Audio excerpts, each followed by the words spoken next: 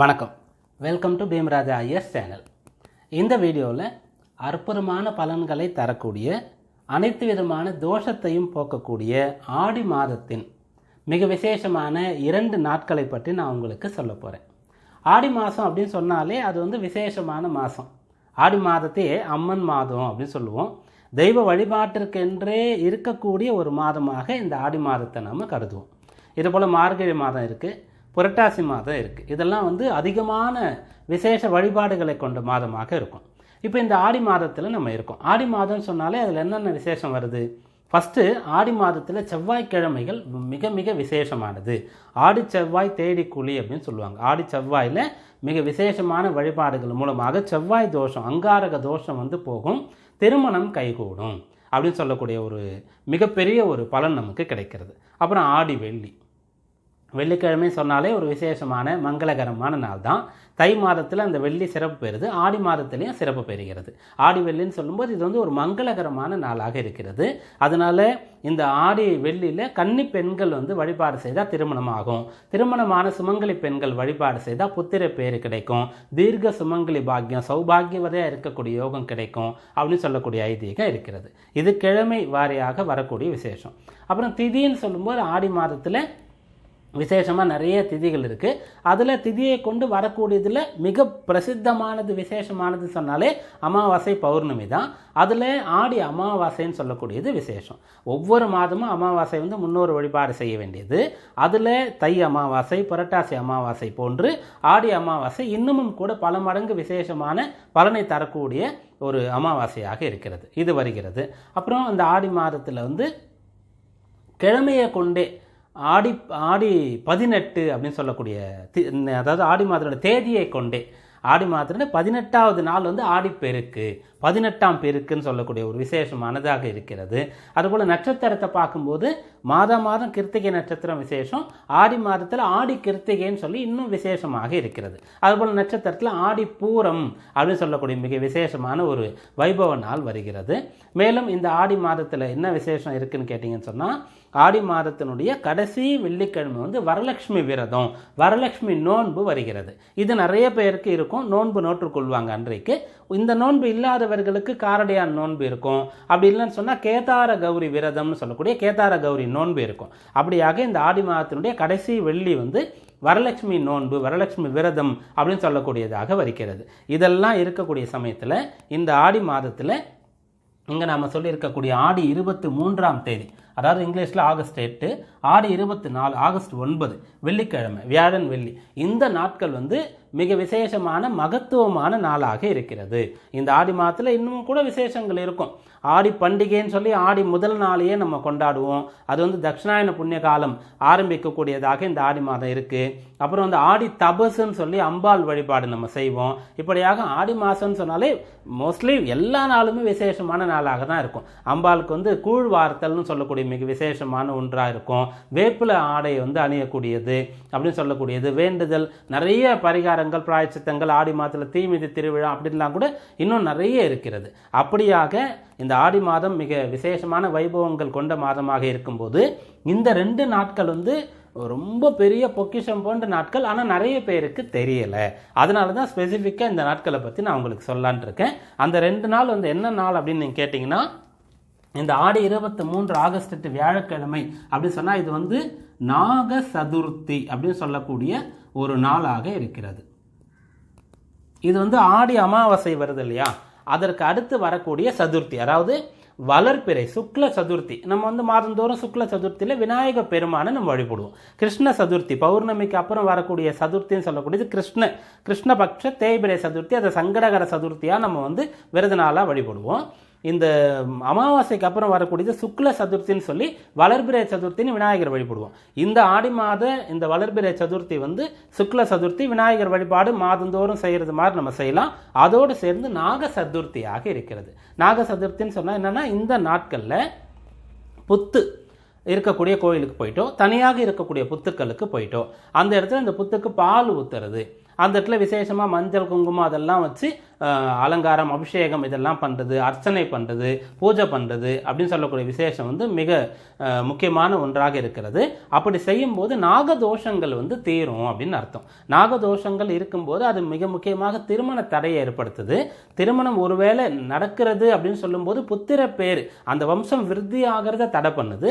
அப்புறம் பொதுவாக வந்து நாகதோஷம் இருக்கும்போது ஒருத்தருக்கு எவ்வளோ பெரிய திரண்ட சொத்துக்கள் இருந்தாலும் கூட எல்லாம் போய் வீதிக்கு வரக்கூடிய நிலை, நல்ல ஆரோக்கியமான தேக திரகாத்திரம் அவர் வந்து பலவானாகவே இருந்தாலும் கூட நோயாளியாக ஆறுது, திடீர் நோய் ஏற்படுறது, திடீர் விபத்துக்கள் ஏற்படுறது, அகால மரணங்கள் கூட கொடுக்கறது, கோர்ட்டு கேஸுன்னு சொல்லக்கூடியது ரொம்ப நாளாக நடந்துட்டு இருக்கிறது அப்படின்னு சொல்லி மிகப்பெரிய பிரச்சனைகளை, தொடர்ச்சியான பிரச்சனைகளை, ஒருத்தருக்கு வந்து ஜானேர்னா முழ சறுக்குது, வாழ்க்கையில் முன்னேறவே முடியல, நிம்மதியே இல்லை, ஒற்றுமையே இல்லை அப்படின்னு சொல்லி கஷ்டப்படக்கூடிய நிலையை வந்து தரக்கூடியதா அந்த நாகதோஷம் இருக்கிறது.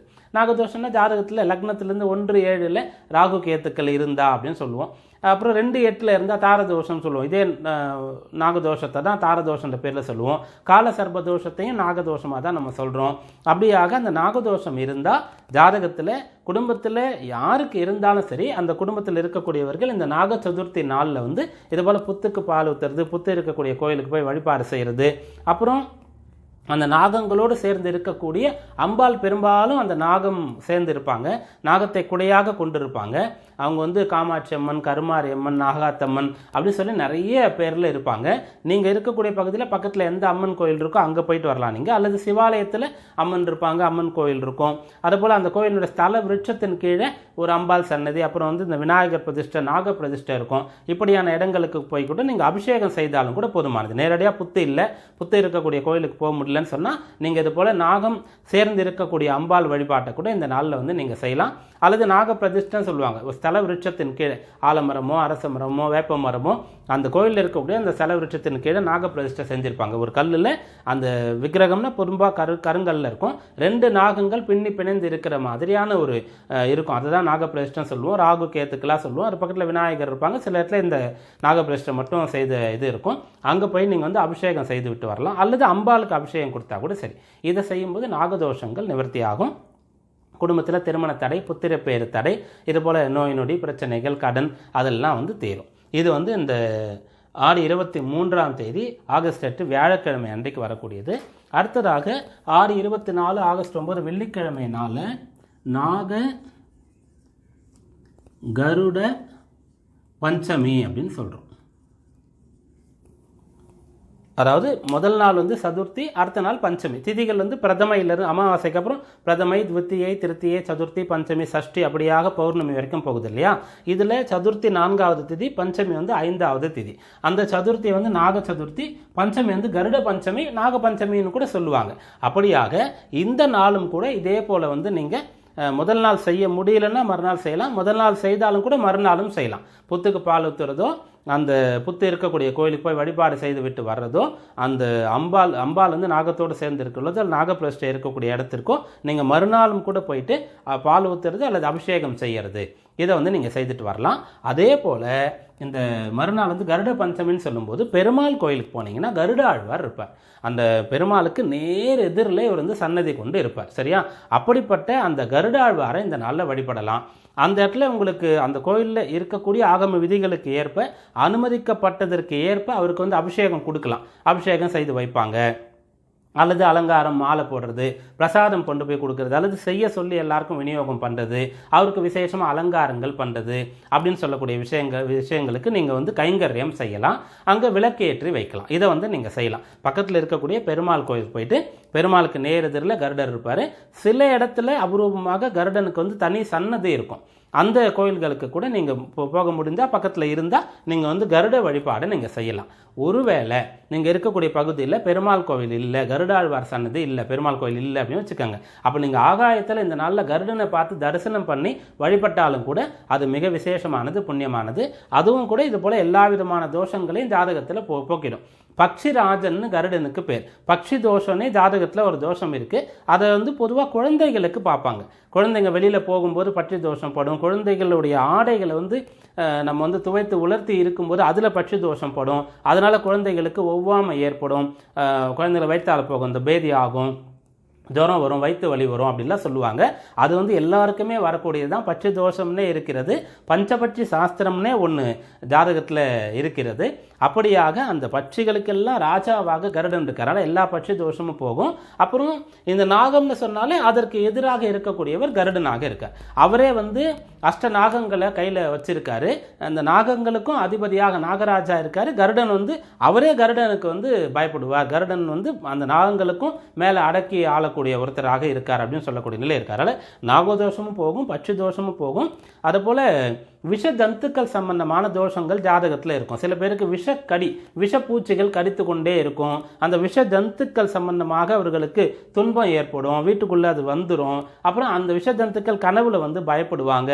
விஷக்கடி ஏற்பட்டு உடம்பெல்லாம் நீளமாயிடும், விஷம் பாஞ்சிடும். அப்புறம் அவங்களை காப்பாற்றக்கூடிய நிலை இருக்கும். உடம்பெல்லாம் ஸ்கின் ப்ராப்ளம் கண்டு கண்டா வீங்கி போயிடுறது அப்படின்னு சொல்லக்கூடிய விஷயம்லாம் நிறைய ஏற்படும். அப்படிப்பட்ட அந்த விஷ ஜந்துக்களாக இருக்கக்கூடிய பாம்பு, தேல், பூரான் அப்படி சொல்லக்கூடிய நண்டு வாக்கில் இப்படிலாம் சொல்லி விஷ ஜந்துக்கள் சொல்லுவாங்க. இப்படிப்பட்ட தோஷம் இருந்தாலும் கூட இதெல்லாம் கூட தீரும். அதனால ஆடி மாதம் சொல்லக்கூடியது அற்புதமான மாதம். நிறைய விசேஷ வழிபாடுகள் இருக்கிறது. அதில் இந்த 2 நாளை நீங்கள் வந்து மறந்துடாதீங்க, குறித்து வச்சுக்கோங்க. முதல் நாள் வந்து சிவாலயம் அம்பாள் கோயிலுக்கு போங்க, மறுநாள் வந்து பெருமாள் கோயிலுக்கு போங்க. இப்படியாக நீங்கள் வந்து இந்த 2 நாளில் வழிபாடு செய்யும்போது நாகதோஷம், பட்சி தோஷம், அதுபோல் சர்பதோஷம், விஷ ஜந்துக்கள் தோஷம், அதுபோல் எல்லா விதமான தோஷங்களும் போயிட்டு திருமணம் கைகூடுறது, புத்திர பேர் கிடைக்கிறது, மனமான தம்பதிகளுக்கு நோய் இருந்தால் அதிலிருந்து மீண்டு வர்றது, வழக்கு பிரச்சனை முடிவுக்கு வர்றது, தோல்வி மேலே தோல்வி, கடன் மேலே கடன், பிரச்சனை மேலே பிரச்சனை அப்படின்னு சொல்லக்கூடிய எல்லா விஷயங்களும் தீர்ந்து உங்களுக்கு எல்லா விதமான யோகங்களும் கிடைக்கும். அதனால் இந்த நாளை பயன்படுத்திக்கோங்க. இதுபோல் நம்ம மிக முக்கியமான நாட்கள், விசேஷ பண்டிகை, விரத நாட்கள் அதை பற்றி சொல்கிறோம். ஜோதிட ரீதியாக கிரக மாற்றங்கள் நடக்கும்போது அப்புறம் மாத பலன் அதை நம்ம சொல்கிறோம்.